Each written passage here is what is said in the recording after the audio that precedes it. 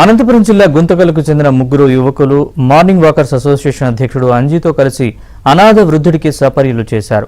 Guntakal railway station దగ్గర road పక్కన ఉన్న రాజ్ కుమార్ అనే అనాథ వృద్ధుడి కాలికి గాయమై పురుగులు పట్టి రోధిస్తున్నాడు. అతన్ని చూసి చలించిపోయిన యువకులు రాజ్ కుమార్ని ప్రభుత్వ ఆసుపత్రికి తరలించి 3 నెలల పాటు వైద్య సేవలు చేయించారు. ప్రస్తుతం ఆయన ఆరోగ్యం కుదుటపడడంతో తిరిగి రైల్వే స్టేషన్ దగ్గరే చేరుకున్నాడు.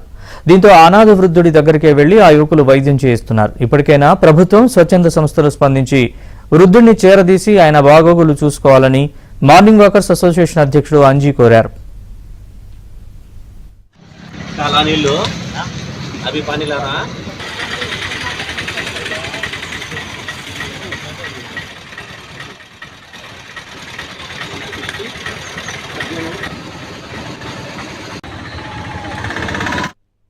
ఈ స్టేషన్ బయట ఇతను గాయాల పాలై పడి ఉన్న రాజ్ కుమార్ని ఈ కందూరి అవినాష్